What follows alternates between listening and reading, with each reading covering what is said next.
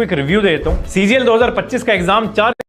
अब second module में exam pattern की बात करते हैं। 4 टीयर का सिस्टम का ब्रेकडाउन मैं आपको देता हूं। देखो, फॉर्म भर दिया, लेकिन अब कंफ्यूजन है कौन से टीयर में क्या आता है, और यूट्यूब पे सब सिर्फ सिलेबस की बातें करते हैं, स्ट्रेटजी कोई नहीं बताता। ये एग्जाम सिंपल नहीं बल्कि एक लेयर्ड ट्रैप है। गलती यहाँ प्लानिंग में होती है और लोग वहीं फेल करते हैं। टीयर 1 सिर्फ एक एंट्री गेट है, टीयर 2 आपकी पोस्ट को डिसाइड करता है, और टीयर 3 और 4 जैसी चीजें आपकी फाइनल ज्वाइनिंग तक डिसाइड करती हैं। जो एस्पिरेंट ये फ्लो समझ गया उसका पूरा गेम चेंज हो जाता है। आज का मॉड्यूल आपको वही एक्सरे विजन देने वाला है। तो सबसे पहले मैं आपको सीजीएल का 4 टीयर सिस्टम का एक क्विक रिव्यू देता हूं। सीजीएल 2025 का एग्जाम 4 स्टेजेस में होगा। टीयर 1 मतलब प्री एग्जाम, जिसमें सिर्फ स्क्रीनिंग होती है। टीयर 2 मेंस, जो कि आपकी मेरिट डिसाइड करता है। टीयर 3 डिस्क्रिप्टिव, जिसमें एस्से प्लस लेटर आता है। और टीयर 4 स्किल या टाइपिंग टेस्ट। हर टीयर का अपना पर्पस है। टीयर 1 सिर्फ एक एंट्री गेट है, फाइनल सिलेक्शन बनेगा टीयर 2 के मार्क्स से। टीयर 3 और टीयर 4 कुछ स्पेसिफिक पोस्ट के लिए होते हैं, सबके लिए नहीं। बहुत लोग एग्जाम का पैटर्न समझने के बाद भी फेल इसलिए होते हैं क्योंकि उन्हें हर स्टेज के अंदर का प्रेशर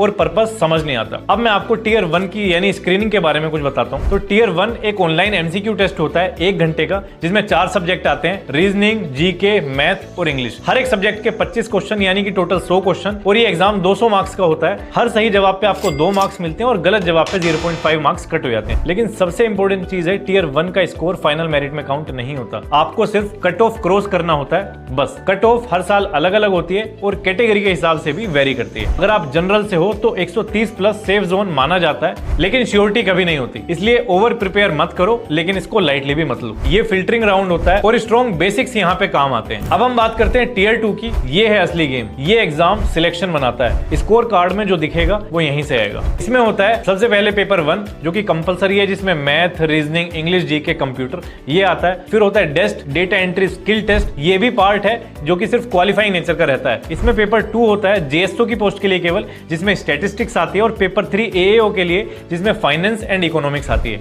जनरल पोस्ट के लिए जा रहे हो तो फोकस सिर्फ पेपर 1 पे रखो। डेस्ट भले ही मार्क्स में ऐड नहीं होता, लेकिन फेल होने पर आपकी पोस्ट चली जाएगी। बहुत स्टूडेंट्स को यह समझ नहीं आता कि पेपर 2 और 3 सबके लिए नहीं होते, सिर्फ उन्हीं के लिए होते हैं जो उस स्पेसिफिक पोस्ट के लिए अप्लाई करते हैं। नेगेटिव मार्किंग यहां भी होती है, गेस करने से पहले सोचना जरूरी है। टीयर 3 और टीयर 4 जो कि लास्ट फिल्टर्स होते हैं। तो टीयर 3 ऑफलाइन पेपर होता है 100 मार्क्स का, जिसमें एस्से और लेटर आता है। इंग्लिश या हिंदी में लिखना होता है। इसमें 33% मार्क्स लाना मिनिमम है। और टीयर 4 की बात करें तो डेस्ट यानी डेटा टाइपिंग टेस्ट, जिसमें 2000 की डिप्रेशन 15 मिनट में आपको देने होते हैं। सीपीटी होता है यानी computer test for some post के लिए। और लास्ट में होता है टाइपिंग टेस्ट। इंग्लिश में 30 वर्ड पर मिनट और हिंदी में 25 वर्ड पर मिनट। ये टेस्ट कुछ ही पोस्ट के लिए होते हैं, लेकिन अगर रिक्वायर्ड पोस्ट के लिए क्वालिफाई नहीं किया तो सिलेक्शन भी आपका कैंसिल हो सकता है। लोग इन राउंड